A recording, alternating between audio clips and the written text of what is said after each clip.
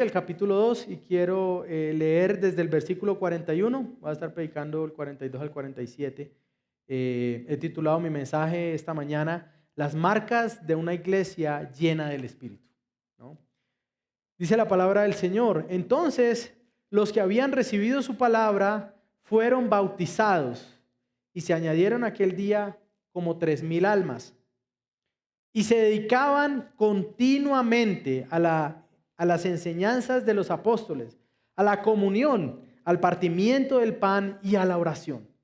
Sobrevino temor a toda persona y muchos prodigios y señales se hacían por los apóstoles. Todos los que habían creído estaban juntos y tenían todas las cosas en común. Vendían todas sus propiedades y sus bienes y las compartían con todos según la necesidad de cada uno. Día tras día continuaban unánimes en el templo y partiendo el pan en los hogares. Comían juntos con alegría y sencillez de corazón, alabando a Dios y hallando favor con todo el pueblo. Y el Señor añadía cada día al número de ellos los que iban siendo salvos. Amén. Gloria a Dios. Mis hermanos, deberíamos preguntarnos, y yo lo invito, si usted quiere hacerse esta pregunta, también hágasela a internet para que encuentre respuestas asombrosas, pero también extrañas, ¿no? Y es, ¿cómo luce una vida llena del Espíritu? ¿Cómo luce una vida llena del Espíritu y del poder de Dios? ¿Cómo luce permanecer y vivir para el Rey del cual estaba proclamando Pedro en su mensaje? Es más, si usted es miembro de la iglesia, le invito a que usted se responda a esta pregunta también. Bueno, ¿cómo debería ser la iglesia cristiana, verdad y gracia? ¿Cómo debería ser? Y si usted viene hoy por primera vez, también debería preguntarse, bueno, ¿qué es una iglesia cristiana? ¿Cómo vive esa gente? ¿Qué hace? ¿Cómo debería ser una iglesia que tema del Señor? Bueno, Pedro ha estado predicando, vino el Espíritu Santo, hemos estado predicando acerca de lo que sucede en Pentecostés, en Hechos capítulo 2, viene el Espíritu Santo y le da el don a algunos de hablar a los discípulos. Lo primero que hace el Espíritu Santo cuando viene es llevarlos a proclamar acerca de quién es Jesús. Él ya les había dicho que ellos iban a ser testigos en Jerusalén, Judea y Samaria y hasta lo último de la tierra. Ahora el Espíritu viene para que estos hombres proclamen, para que estos hombres anuncien las verdades del Señor. Pedro entonces se levanta y da lo que conocemos como el primer sermón de la iglesia como la conocemos hoy. Un sermón maravilloso, glorioso, cristocéntrico, bibliocéntrico, expositivo, fiel, en el cual el mensaje de Pedro buscó afirmar que Jesús, al quien ellos habían crucificado, es hecho por Dios, Señor y Cristo. Es decir, Jesús, ese mismo que era hijo de un carpintero, un hombre sencillo, había sido validado por Dios por medio de milagros y señales y había sido mostrado como el Mesías, como el Cristo, como el Rey, como el único que puede salvar a los hombres. Ahora lo que vemos es que estos hombres responden preguntándose qué debemos hacer. Si Jesús es el Rey, ¿qué debemos hacer? Pedro les dice, bueno, arrepiéntanse y crean en el Señor, reciban la palabra, sean bautizados. Estos hombres creen en el Señor, se arrepienten de su maldad y vienen a ser parte de la iglesia de Jerusalén. Ahora lo que se muestra, lo que Lucas sigue relatando y describiéndonos es cómo comienzan a vivir estos hombres, de qué manera comienzan a vivir el día a día. Y es que, mis hermanos y aquellos que nos visitan hoy, recibir la palabra del Señor transforma no solo nuestros domingos, transforma nuestro lunes, nuestro martes, nuestro miércoles, es decir, transforma toda la manera en que nosotros vivimos. Así que ahora Lucas nos relata cómo empiezan a vivir estas personas, cómo una comunidad llena por el Espíritu del Señor comienza a vivir y nos da las razones para vivir de esta manera, pero también nos muestra las características de una iglesia que es llena por el Espíritu Santo. El sermón de Pedro entonces es la consolidación, el resultado es la consolidación de un pueblo que se describe como aquellos que reciben la palabra, como aquellos que son bautizados y añadidos a una vida comunitaria. Somos llamados individualmente, mis hermanos. La fe es algo individual. Usted recibe de manera individual la fe, se convierte y se arrepiente. Nadie puede hacer eso por usted. Pero también viene a ser algo en lo que usted es llamado a vivir de manera comunitaria. ¿no? De manera que usted la pueda compartir con otras personas. Es añadido a un cuerpo de creyentes. Mis hermanos, la iglesia de Jerusalén, les voy a dar una noticia, no vino a ser el ejemplo de una iglesia perfecta. En unas semanas vamos a ver qué tan imperfecta era, ¿no? Vamos a ver qué dificultades empiezan a haber en la iglesia. Pero sí viene a ser el modelo de cómo luce una iglesia llena por el Espíritu Santo. Es decir, la iglesia de Jerusalén es el molde. Es donde nosotros deberíamos encajar. Ellos comenzaron a hacer lo que deberíamos nosotros hacer en nuestra vida de iglesia. Mis hermanos, la vida del cristiano es la vida de aquel que camina en el poder del Espíritu Santo. La vida de la iglesia es la vida que manifiesta que somos gobernados por el Espíritu del Señor. El relato de Lucas entonces nos muestra cómo luce este tipo de iglesia y lo que podemos llamar las marcas de una iglesia. Cómo luce una iglesia así. Mis hermanos, nosotros debemos vivir de esa manera. Debemos vivir como una iglesia llena del Espíritu. Debemos vivir como una iglesia llena del Espíritu. Y quiero afirmar lo que Lucas relata como 4 características o 4 formas en que se evidenció que esta iglesia estaba llena por el Espíritu. Lo primero, la primera parte del 42 y el 43, es que una iglesia llena del Espíritu se dedica al estudio de la palabra de Dios.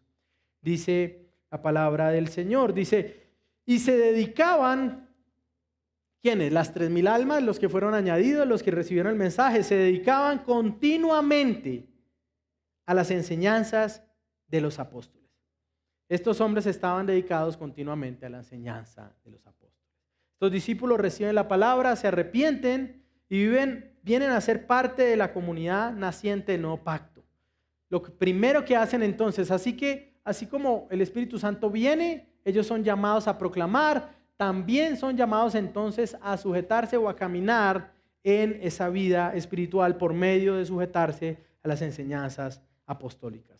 R.C. Sproul decía alguna vez, la primera señal de una iglesia llena del Espíritu es aquella en la que sus miembros no huyen de las Escrituras ni buscan un sustituto, sino que se sienten impulsados a ellas para arraigar y cimentar la vida espiritual en la palabra de Dios.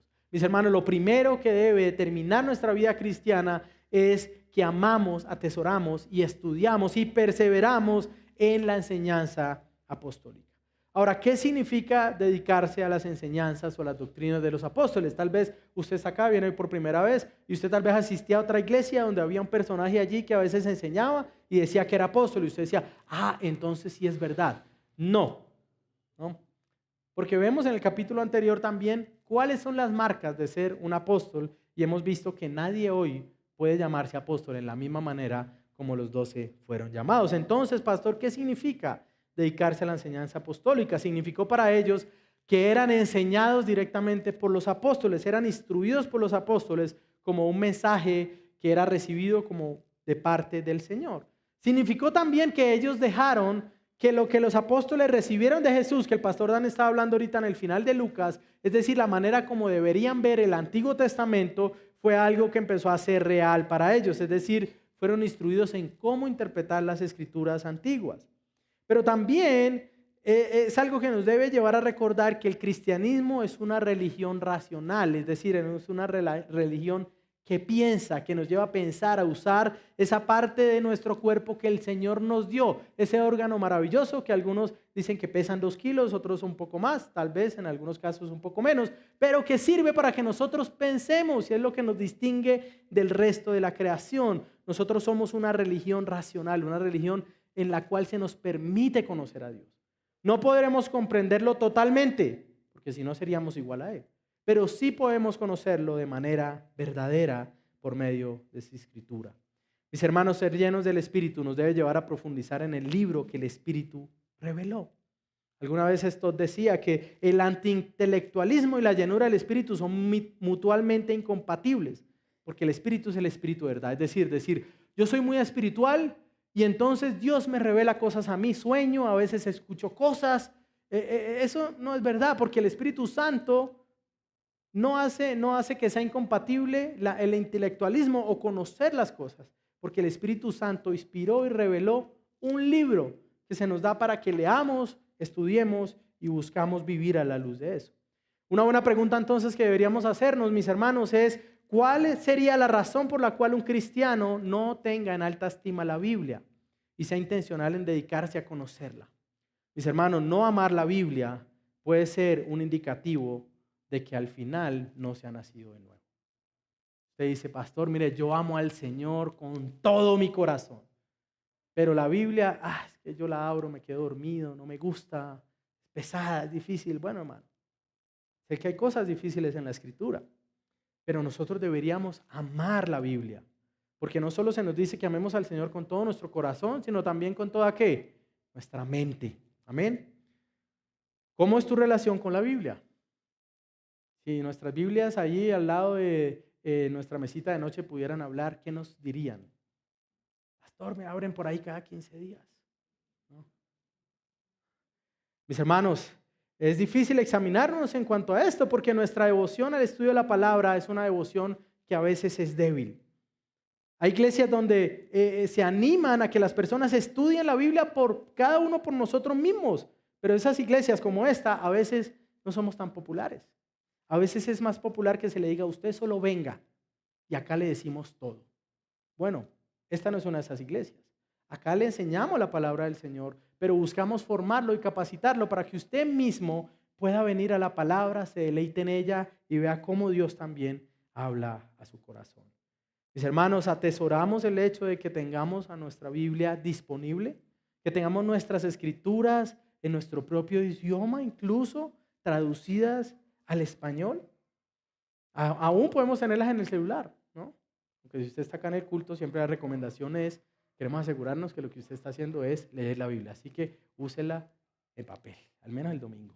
Y si no tiene, ahí podemos prestarle uno. Mis hermanos, debemos atesorar tener a las escrituras. Las enseñanzas apostólicas nos han llegado en una forma definitiva en lo que nosotros conocemos hoy como el Nuevo Testamento. Nuestra devoción a la enseñanza apostólica significa que nos sometemos también a la autoridad del Nuevo Testamento. Una iglesia llena por el Espíritu Santo es una iglesia del Nuevo Testamento. No quiere decir esto que deseche el Antiguo. Todo lo contrario, lo vemos como un solo libro maravilloso e importante. Estudiamos, nos sujetamos a ella. La Biblia no es una serie de consejos, nos da también mandatos que nosotros debemos poner por obra. Mis hermanos, si Cristo es nuestro Rey, no hay otra manera de vivir sino sujetos a sus palabras. Una iglesia que es llena por el Espíritu del Señor debe mostrar ser una iglesia dedicada a conocerlo, amarlo y a estudiar sus palabras. Estos hombres habían entonces aceptado el mensaje de Pedro, el cual decía que Jesús es el Rey.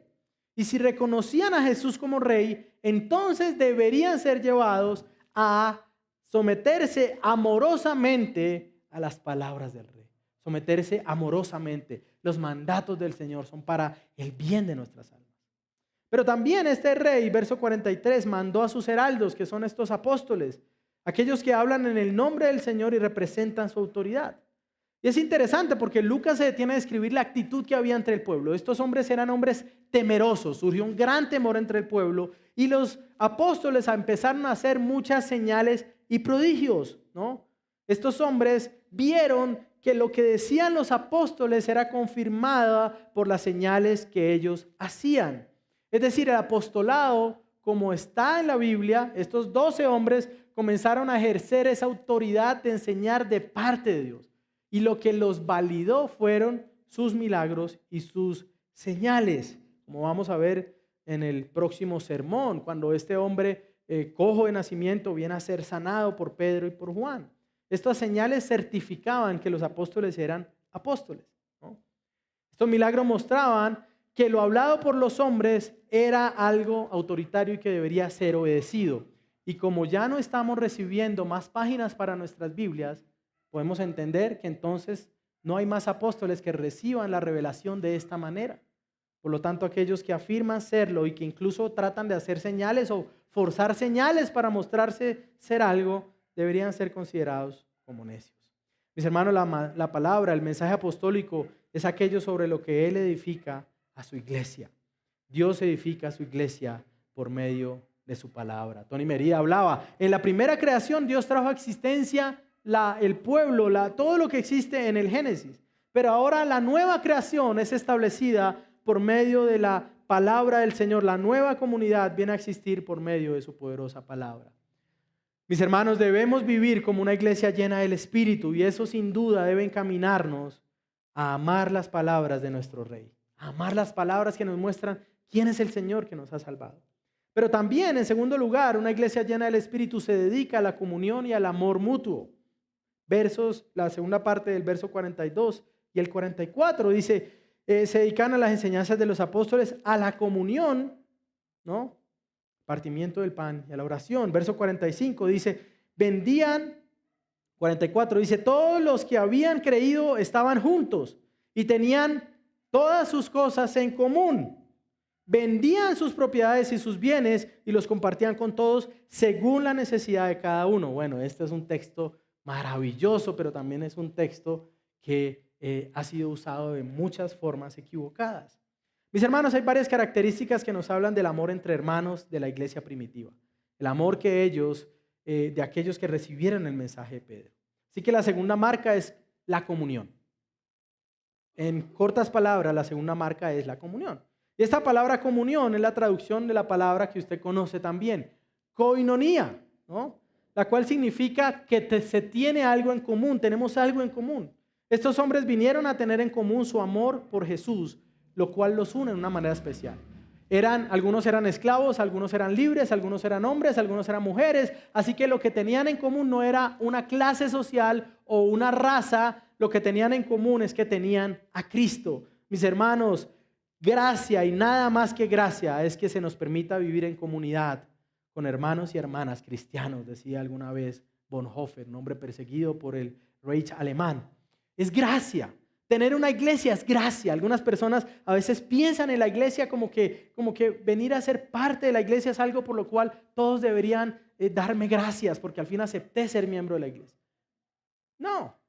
Al final el que debería estar agradecido con un corazón desbordante de gozo es usted.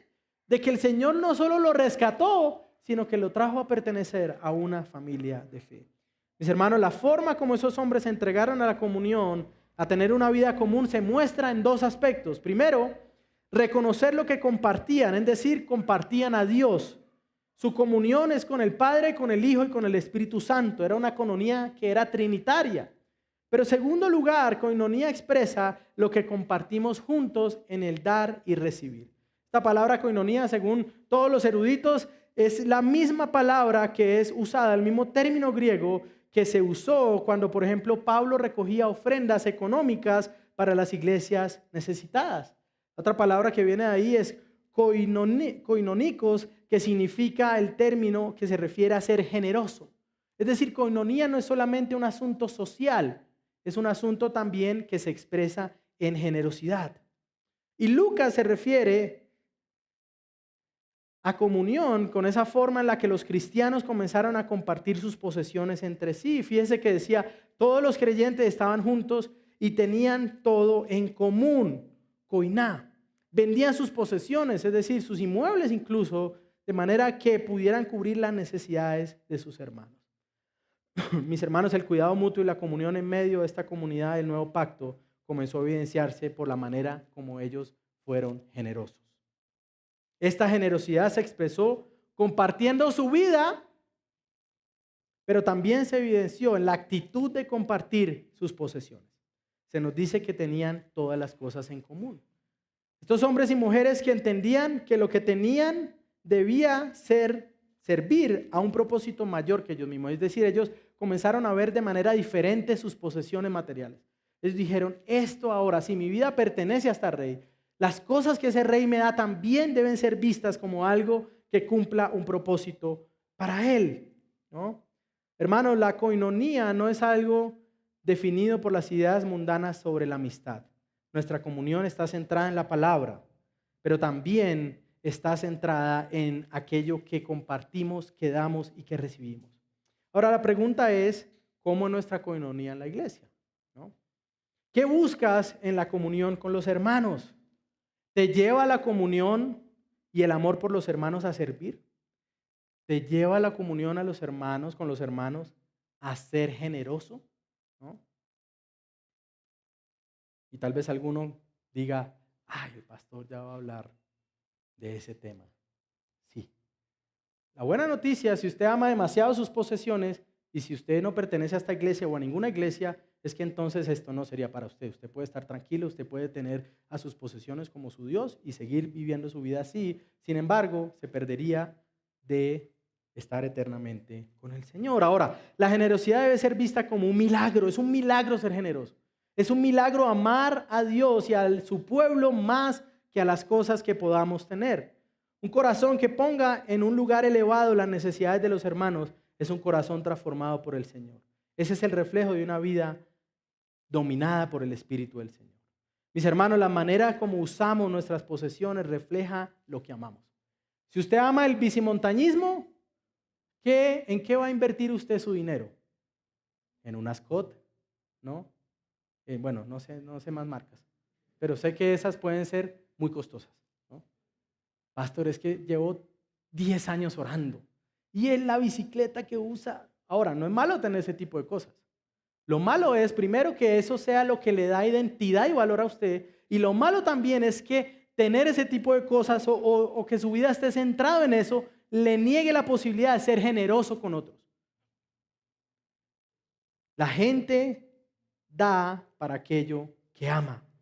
Juan decía, si tú tienes bienes de este mundo, primera de Juan capítulo 3, si tú tienes bienes de este mundo y viene un hermano en necesidad y cierras tu corazón contra él, fíjese lo que dice, el amor de Dios entonces no mora en ti. Eso es tremendo. Ahora, quiero hacer una pregunta. ¿Nuestro presupuesto refleja que la comunidad de fe y el avance del reino es importante para nosotros? ¿No? Bueno, acá hay otra pregunta. ¿Tiene usted un presupuesto? Pero de eso no se trata este pasaje. Usted debería tenerlo. Y usted debería ser intencional. 2 Corintios dice que lo que damos no es algo de lo que se nos cae de la mesa. Es algo que intencionalmente separamos, que atesoramos como algo que damos para nuestro Señor.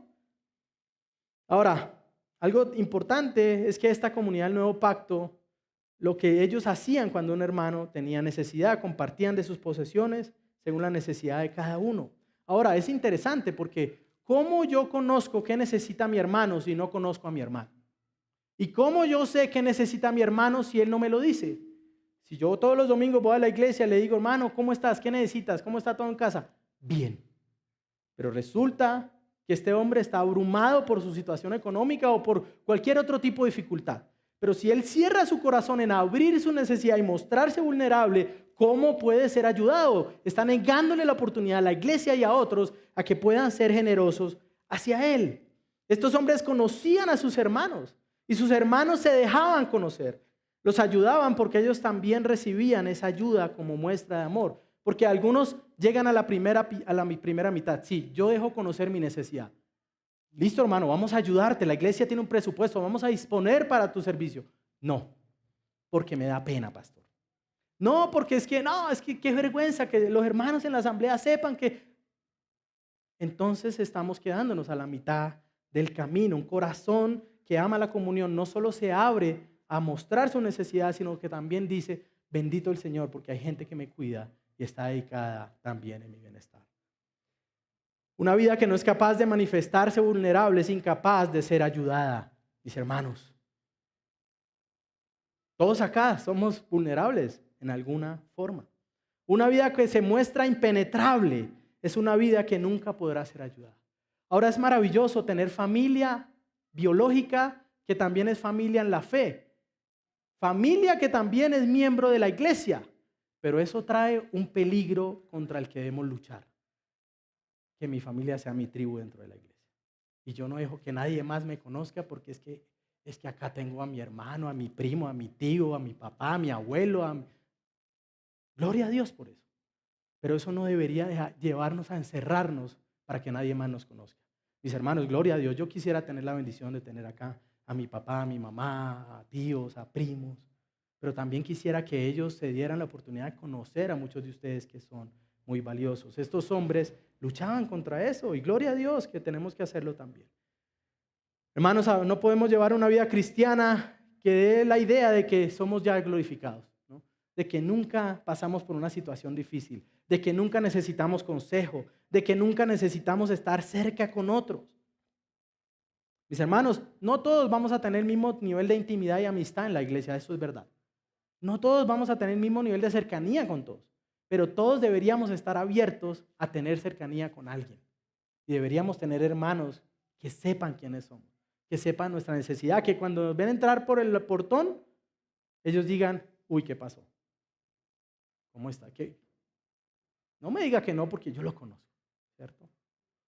Es necesario también hacer algunas aclaraciones en relación a esta práctica de los primeros cristianos, porque tiene una generosidad tan radical que ha sido utilizada para malas cosas. Primero, quiero recordar que estas descripciones no son necesariamente prescripciones.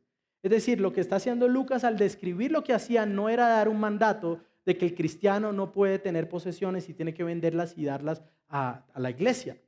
Porque si no, no tendrían dónde reunirse. Más adelante dice que ellos comían el pan ¿dónde? En las casas y hacían oraciones. Es decir, no todos lo hacían. Así que no es una prescripción, ¿no? Sin embargo, nos muestra un principio. Los que abrazan el mensaje del Señor son generosos con sus hermanos. Eso no es una alternativa. Cada cristiano debe tomar decisiones conscientes frente a Dios en cuanto a esto. Pero tenemos que saber, mi hermano, y si usted es miembro de esta iglesia, le estoy hablando a usted, todos debemos ser generosos. Todos estamos llamados a ser generosos. Estos hombres vivían regidos por las leyes del Antiguo Testamento. Ellos conocían los diezmos. Conocían ese porcentaje que había hablado Moisés, que venía a ser casi 33% si usted sumaba todo. Ustedes sabían que si usted tenía un terreno, usted debía dejar las esquinas sin cosechar para las viudas y los huérfanos. Ellos sabían eso. Pero la manera en que se llama o en que estos discípulos empezaron a ser generosos fue mucho más allá de eso. Fue mucho más allá de todo lo que se decía en Levítico. Fue mucho más allá de eso. Excedía lo que mandaba Moisés. Mis hermanos, es difícil pensar que una vida llena por el Espíritu sea llevada a dar menos que aquellos miembros del antiguo pacto que no conocían al Mesías. Esto es muy interesante, es muy bonito. Y es nuestra convicción como iglesia. Damos regularmente, damos conforme a nuestras posibilidades, pero también damos de manera sacrificial.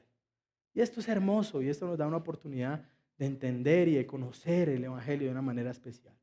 Este comportamiento generoso también, la segunda aclaración, es que de ninguna manera, escúcheme bien, de ninguna manera afirma o sostiene el comunismo, ¿no? Que en la época de la teología liberal dijeron, ¿sí ve? Jesús era comunista o socialista. Decía Paul Washer, hay cosas que escucho que no sé si ir a la guerra o ponerme a llorar. Y tristemente en boca de muchos de nuestros dirigentes se usa de manera denigrante el nombre de Jesús, poniéndolo como, bueno, no se trata de eso tampoco mi sermón, pero sí quiero aclararlo porque este texto ha sido usado mal. Algunos usan este tipo de textos para fundamentar esta ideología. Mis hermanos, el comunismo es compartir bienes, pero es un compartir forzado sobre la base de que nadie tiene el derecho de poseer nada. El comunismo es obligatorio, por lo tanto, no tiene nada que ver con ser generoso. James Montgomery Boyce habla sobre eso. Lo que se habla acá y la generosidad es diferente. Yo no doy porque me obliguen, yo no doy porque si no doy me voy a la cárcel. Yo doy porque mi corazón quiere mostrar que amo a mis hermanos. Estos hombres dieron voluntariamente y no al Estado. Incluso ellos lo daban para cuidarse entre ellos. Voluntariamente, motivados por el amor y por el Dios generoso que dio a su Hijo para que nosotros pudiéramos ser salvos. Hermanos, otra cosa, y es que este comportamiento generoso tampoco trae consigo la idea del socialismo, ¿no? El socialismo, ¿qué dice? Bueno, usted puede tener propiedad privada, pero está obligado a dar cierto porcentaje o todo lo que esté por encima de cierta cifra, porque nadie tiene derecho a poseer demasiadas cosas. Entonces el hombre que es empresario o que ha trabajado, o usted o el que tiene una pequeña tienda, no, es que le está yendo muy bien. De aquí para arriba todo tiene que darlo, porque está mal que usted tenga más que los otros, ¿no? Esta idea está basada en la envidia, en la arrogancia y también en el amor al dinero y en desconocer lo que la Biblia enseña. El hombre debe comer del fruto de su trabajo, ¿no? Tienes demasiadas cosas. De acuerdo al estándar del gobierno, que está constituido por hombres que de verdad sí tienen demasiadas cosas, ¿no? Es extraño esto, porque ellos sí pueden tener, pero los otros no. Entonces quitémosles si ellos tienen demasiado y redistribuyámoslo para que todos entonces seamos igual de necesitados al final. La generosidad cristiana ve la abundancia como una oportunidad. Te está yendo bien, gloria a Dios. Eres empresario, gloria a Dios. Bendito eres. Pero si eres cristiano, ¿cómo deberíamos vivir si estamos en medio de la abundancia? Siendo justo con lo que pago, siendo justo en cómo soy generoso con otros, yendo más allá de mis posibilidades y siendo generoso para que otros también avancen, se desarrollen y florezcan. Mis hermanos, la iglesia daba libre, voluntariamente y con sacrificio y generosidad la obra del reino de Dios porque Jesús transformó el corazón, decía Tony Merida. Quieren invertir en lo que Él está haciendo en el mundo. Yo quiero ser parte. Si el evangelio está avanzando en África, yo quiero estar ahí. Si el evangelio está avanzando en China, yo quiero estar ahí. Si el evangelio está avanzando en La Guajira, yo quiero estar ahí. Si el evangelio está avanzando en pueblos de Colombia que no tienen iglesia, yo quiero estar ahí. Mis hermanos, la vida llena del Espíritu es una vida que abre su vida y muestra su amor por aquellos que el Señor amó. Y nos lleva también a tener en común a Cristo y a la luz de eso, ver las cosas que Cristo nos da de una manera adecuada. Hermanos, todos estamos llamados a trabajar. La Biblia enseña acerca de una teología del trabajo maravillosa. Somos esforzados, somos diligentes, pero cuando viene el fruto de nuestro trabajo, deberíamos pensar cómo eso puede bendecir también a otros. No me conteste, pero ¿qué sucedería si mañana tal vez usted recibe una noticia de un aumento inesperado o de una herencia o algún tipo de situación así que usted no esperaba? ¿Cuáles son los primeros 3 pensamientos que vendría a su mente hoy? Tal vez, no me responda, tal vez, uy, al fin voy a poder comprar ese carrito que estaba esperando. Uy, al fin lo que me faltaba para terminar de pagar o comprar una casa nueva. Uy, al fin. No está mal nada de eso. Pero si dentro de sus primeros pensamientos no está algo como, ¿cómo puedo ayudar a este hermano que sé que está en problemado? ¿Cómo puedo ayudar? Yo sé que la iglesia necesita mejorar esto, ¿cómo puedo yo moverme a ayudar esto? Debería estar también en nuestra lista de prioridades. Mis hermanos, debemos vivir una vida llena del Espíritu. Eso es llevarnos a una comunión amorosa, a vivir unidos por aquello que compartimos, a conocer y amar a nuestro Rey. Pero también es una iglesia que se dedica a adorar a Dios. Verso 46. Dice, día tras día continuaban unánimes en el templo, ¿y dónde más? Y partiendo el pan en los hogares. Comían juntos con alegría y sencillez de corazón, alabando a Dios y hallando favor con todo el pueblo. Y el Señor añadía cada día el número de ellos, los que iban siendo salvos. Mis hermanos, su comunión cercana no era un asunto solamente social. No es que la vida cristiana se dedicara a organizar comidas para estar juntos, porque alguien puede decir, uy, pero esos cristianos. Hay un dicho que dice, no hacen esto, sí, usted sabe qué, pero comen, ¿no? Bueno, y gloria a Dios por eso. Cristo nos da un ejemplo. La mesa era un lugar especial para Jesús. Era un lugar donde Él venía a comer con pecadores. Era un lugar donde algunos hombres fueron sanados. Era un lugar donde algunas mujeres venían llorando a Jesús y eran rescatadas de su vana manera de vivir.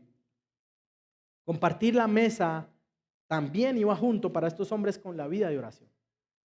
Compartimos la mesa, compartimos nuestras vidas, pero centrados en el Señor que nos rescató.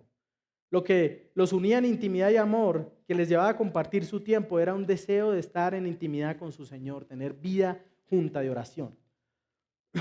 ¿A qué nos reunimos? ¿Solamente a comer?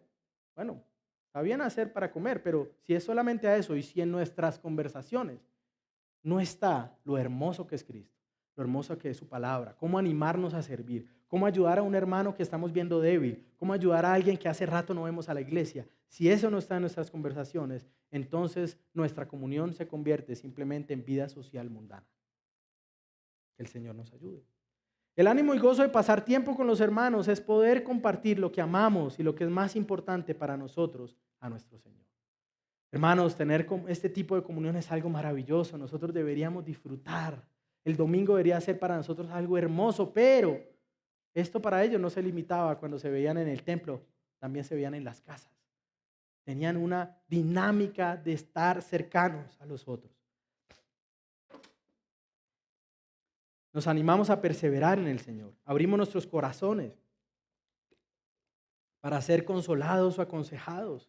Una vida de comunión es una vida que llevamos teniendo al Señor en el centro. El partimiento también del pan se refiere a eso relacionado a los sacramentos, la cena del Señor. De hecho, la cena del Señor se daba en el contexto de los ágapes. Ellos hacían el ágape, después del culto se reunían a almorzar, se reunían a comer y ahí hacían la cena del Señor, ¿no? En el Paz Dani hemos venido hablando hace algún tiempo deberíamos movernos a tener la cena del Señor dominical cada domingo, ¿no? Y estamos orando por eso y muy probablemente vamos a movernos hacia allá. Porque entendemos que es un símbolo y un sello, un sacramento, un mandato que se nos da para reflejar que nuestra comunión está centrada en el Señor Jesús. El Señor modeló eso para nosotros. ¿Qué hizo en el camino a Maús? Habló la palabra, les abrió el entendimiento y fueron y compartieron la mesa. Amén. No podemos pretender tener comunión con Cristo y no con su pueblo. También puede pasar eso, mis hermanos, que nos olvidamos de esa comunión. Una iglesia sana también es una iglesia que ora. Mis hermanos, estos hombres tenían muchos recursos limitados en lo terrenal, pero eso no les impidió sacudir el mundo. Estos hombres, primero 120, después 3.120, después todos los miles que empezaron a multiplicarse, no tenían internet, no tenían Starlink, no tenían manera de subir videos a YouTube, no tenían manera de pagar viajes para cruzar el Atlántico o ir de lado a lado de Europa fácilmente, pero estos hombres transformaron el mundo y nunca más fue igual. ¿Por qué? Porque aunque tenían recursos terrenales limitados, sus recursos espirituales eran ilimitados. Y la manera como ellos reconocían que eso era así, era su vida de oración. Mis hermanos, muchos de ustedes pueden estar viviendo hoy según sus recursos humanos, en sus fuerzas, en su carne, en lo que ustedes creen que pueden alcanzar a hacer, pero no están haciendo uso de sus recursos espirituales, porque su oración tal vez no muestra, o nuestra oración no muestra que dependemos del Señor. Necesitamos echar mano de nuestros recursos celestiales. ¿Cómo está su vida de oración? No me responda. Pero esta sí nos toca a todos. ¿Cómo está nuestra vida de oración comunitaria? Si usted es miembro de la iglesia, ya debería saberlo. Una vez al mes, el primer miércoles de cada mes, nos reunimos presencialmente a orar. Hermano, si usted vive muy lejos, son 4 horas de su semana, una vez al mes. Hagamos uso de esos recursos, de reunirnos, de sentarnos a orar. De orar el uno por el otro, de escuchar, de cantar entre la semana. No tengamos eso en poco. Ahora hay 2 aspectos en que esa iglesia del primer siglo adoraba a Dios. Lo que ejemplificaba su balance era una adoración formal, pero también informal. Sucedía en el templo como en las casas. La iglesia necesita ambas cosas. Algunos hermanos bien intencionados con una ortodoxia maravillosa dicen, no, esas reuniones en las casas, eso suena a la misión de por allá, a los grupos de esto, de lo otro. No, eso no tenemos que hacerlo. Pero yo veo que ellos lo hacían en el templo y en las casas, formal e informal, ¿no? Gozosamente, pero también de manera reverente. Ambas cosas son necesarias en la iglesia. Si sacrificamos el gozo en la oración, nos volvemos en algo que no mueve nuestro corazón hacia el Señor. Hermanos, esta palabra transformó nuestras vidas. Si usted es cristiano, esta palabra nos cambió. Nunca más volvimos a ser iguales. ¿Cómo mantenernos indolentes? ¿Cómo mantenernos incapaces de movernos a manifestar con nuestro corazón el gozo que hay por esto? Pero no por eso vamos a sacrificar la reverencia. Adoramos de manera reverente porque tememos al Señor. Por eso hacemos lo que Él nos manda. Por eso nuestro culto está basado en lo que Dios mandó que su pueblo haga, ¿no? Mis hermanos, el gozo es una auténtica obra del Espíritu, pero debe ser un gozo que tema al Señor su Dios. La reverencia en el culto, en el día del Señor. Esto evidencia la liturgia y en la actitud de nuestro corazón a ese día del Señor. Debemos atesorar la reunión de nuestra iglesia. Es maravilloso poder tener una iglesia donde nos reunamos, un local que sea fijo. No sé qué va a pasar esta semana, pero yo sé que el domingo nos vamos a poder reunir en el mismo lugar. Hay países y hay lugares donde tienen que enterarse el sábado dónde se van a reunir. Y a veces no pueden hacerlo porque a veces la persecución se recrudece. ¿Cómo vamos nosotros a vivir en esto? El día a día de la comunidad, en el templo, partiendo el pan, en los hogares, comían juntos con alegría, con sencillez de corazón. Ahora yo sé, mis hermanos, y yo no desconozco, que la cultura de ciudad grande es un enemigo para estas cosas. Es un enemigo, yo sé. Hermanos, vivir en Bogotá es difícil. Cuando nosotros hablamos con nuestros pastores amigos, nos dicen, en un día yo hago 4 visitas. A veces más, a veces hacen 6. Yo digo, wow. En un día a veces yo alcanzo a hacer una. Sí, puedo hacerlo, ¿no? Es difícil. Todos tenemos dificultad porque vivimos en una ciudad muy grande, pero nos hemos movido también a ver cómo atravesamos eso, cómo rompemos esa dificultad. Nuestros grupos zonales son una manera en la que nosotros quebramos eso. Listo, no puedes ir a la iglesia o no puedes visitar a los hermanos entre semana. Bueno, reunámonos en un lugar que quede a 20 minutos o media hora máximo de donde nosotros vivimos y atravesemos esas dificultades para poder reunirnos. Nuevamente, debemos entonces atesorar el grupo zonal, ¿no? ¿Lo atesora? ¿Nos gusta ir? ¿Es algo que anhelamos? ¿Es algo que nos parece maravilloso? ¿No? Mis hermanos, debemos vivir como una iglesia llena del Espíritu. Esto debe movernos a compartir nuestras vidas centradas en la búsqueda del Señor y en adorarlo. Finalmente, la cuarta marca, una iglesia llena del Espíritu. No solo se anima en la palabra del Señor, no solo busca la comunión, no solo adora, sino que también es una iglesia que se dedica a compartir las buenas nuevas de Jesús. Verso 46. Día tras día continuaban unánimes en el templo y partiendo el pan en los hogares, comían juntos con alegría y con sencillez de corazón, alabando a Dios y hallando favor con todo el pueblo. Y el Señor añadía cada día al número de ellos los que iban siendo ¿qué? Salvos. Los cristianos de Jerusalén no estaban tan ocupados en adorar y en estudiar la Biblia como para olvidar testificar, dice John Stott. Debido a que el Espíritu Santo es un espíritu misionero, Él ha creado una iglesia misionera. Mis hermanos, debemos compartir de esto. Debemos compartir del Señor, debemos hablar de Cristo, debemos compartir lo que el Señor nos ha dado. Estos hombres no compartían de su fe de manera esporádica.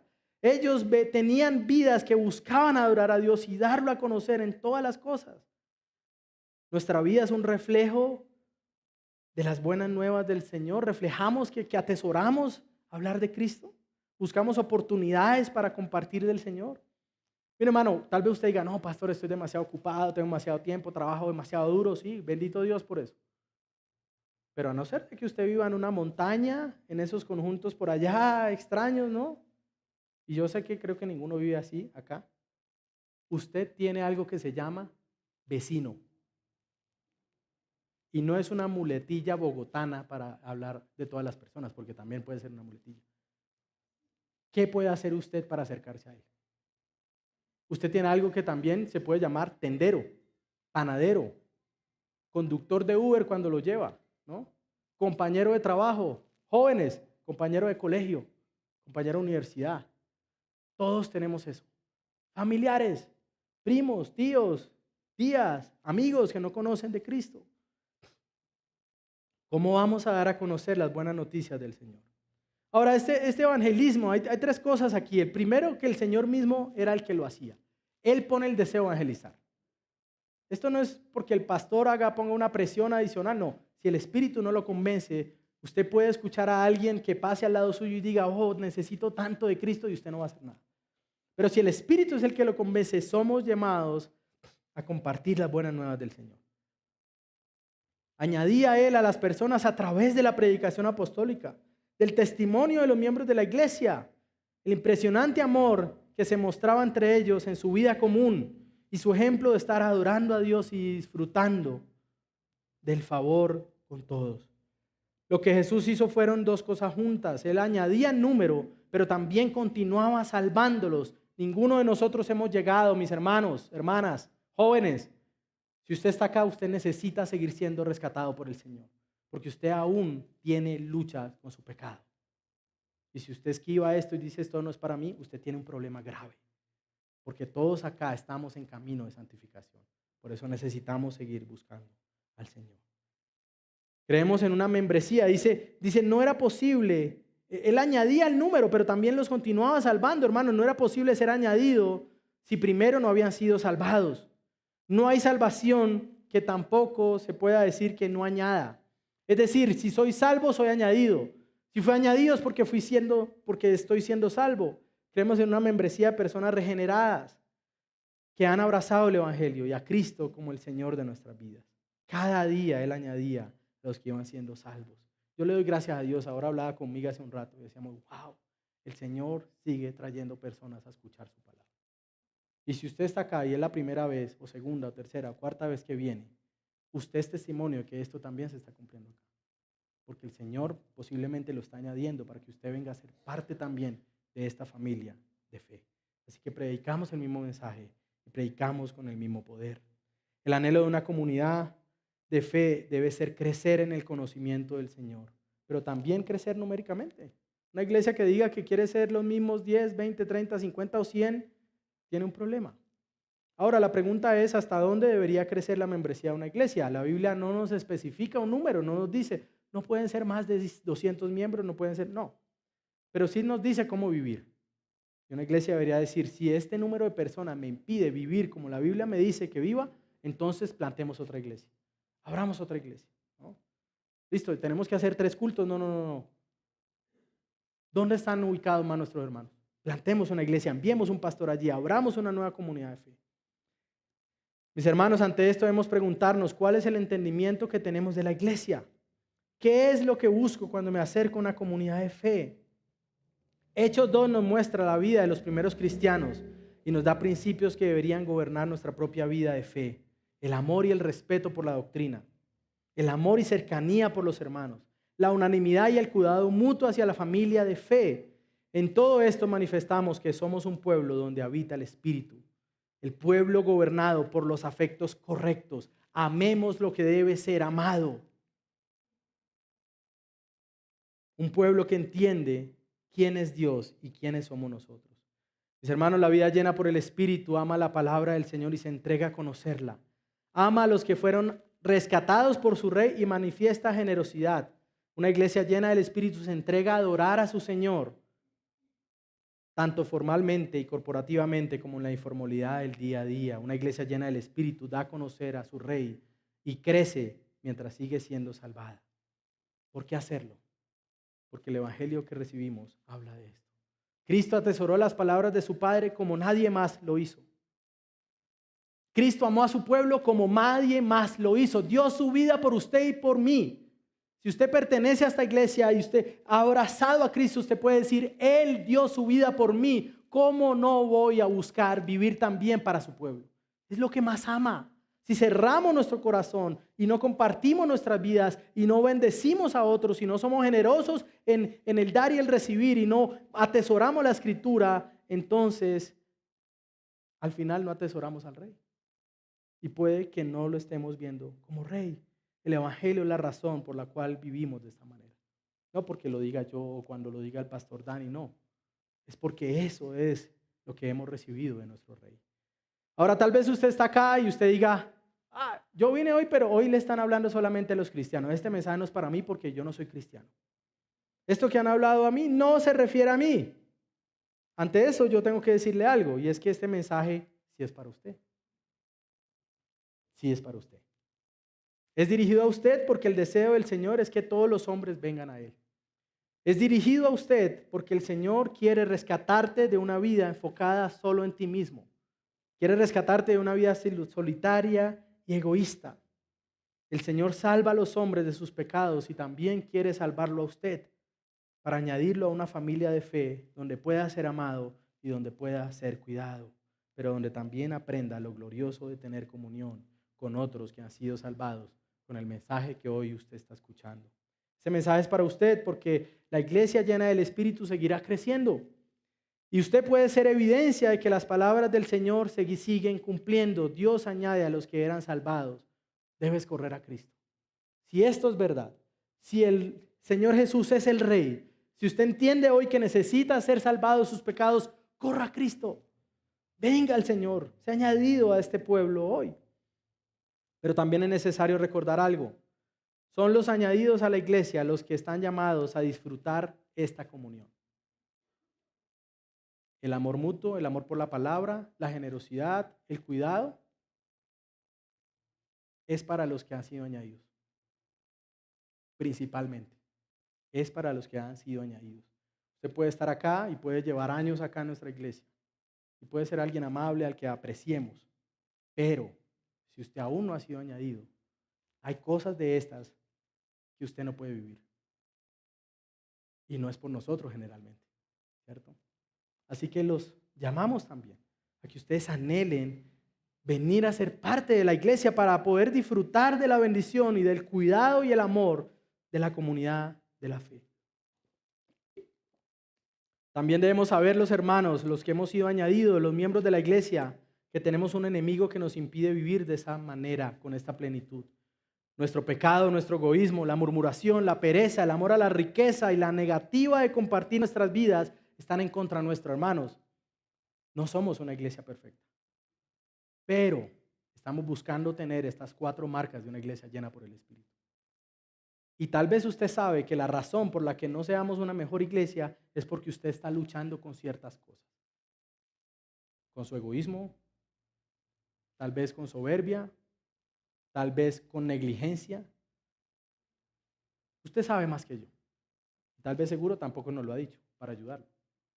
Pero sea lo que sea que impide que seamos más unidos y más amorosos como iglesia, es algo en lo que todos tenemos que trabajar. Todos.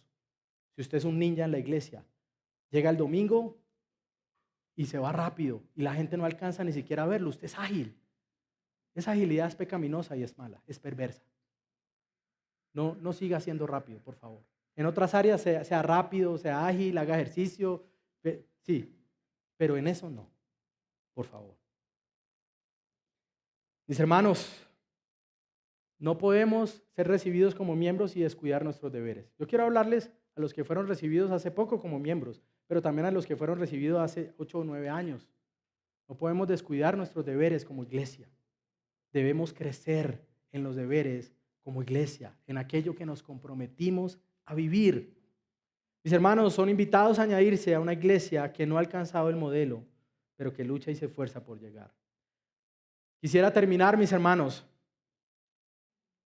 dándole gracias a Dios, pero también leyendo estas palabras que fueron escritas en el año 125.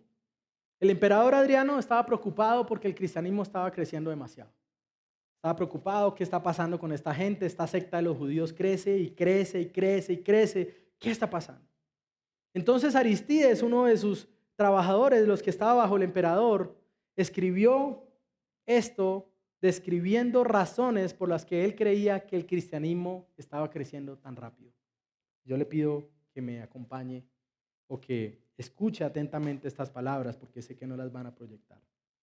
Él le escribió al emperador Adriano lo siguiente: si alguno de ellos tiene esclavos, esclavas o hijos, por amor hacia ellos los persuaden a convertirse en cristianos.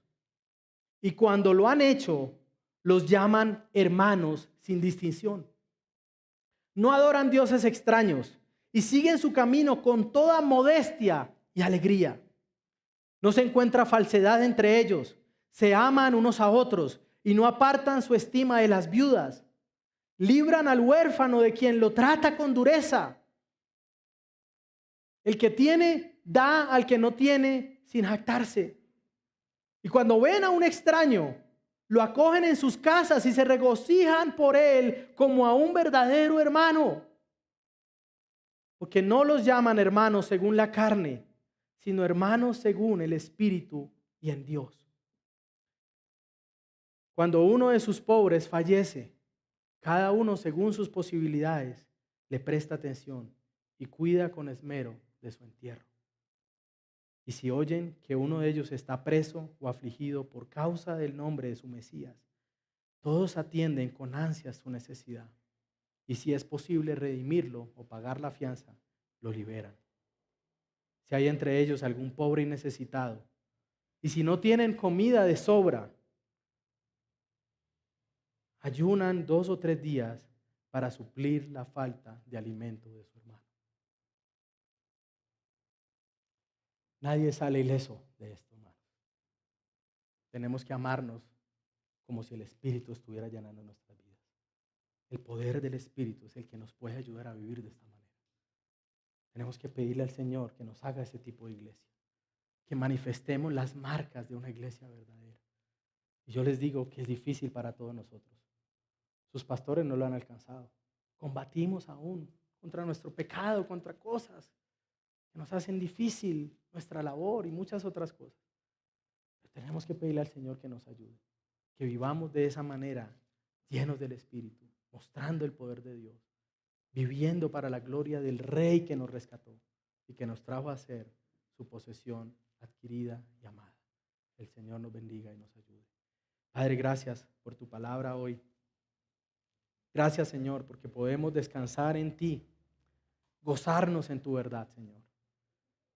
Gracias por tu escritura, Señor. Gracias por la comunión entre los hermanos. Gracias por la adoración en el templo y fuera de él. Gracias, Señor, por una iglesia que sigue recibiendo y que sigue tratando de invitar a más hombres a que sean añadidos al cuerpo. Gracias por las iglesias hermanas en todo el mundo, Señor, que se esfuerzan por honrarte, por adorarte. Señor, que podamos caminar en estas cosas mientras vemos que aquel día se acerca. Mientras vemos tu regreso cercano, que nos esforcemos en vivir como una iglesia llena por el Espíritu Santo, Señor. Que amemos a nuestros hermanos, que amemos tu palabra, que amemos adorarte, que amemos compartir tu mensaje, Señor. Oh Padre, bendito sea tu nombre, Señor, y gracias por lo que estás haciendo en medio de nosotros. Tú nos estás ayudando, nos estás santificando. Esta es una iglesia hermosa, Señor, porque fue comprada por tu sangre. No quisiéramos pastorear en otro lugar, Señor, a no ser de que tú hagas otra cosa y nos envíes, pero, Señor, estamos deseosos de seguir sirviendo a tu pueblo, Señor. Ayúdanos a amarte y a adorarte, Señor. Bendito sea tu nombre por siempre y para siempre, Señor. Amén. Amén. Hermanos,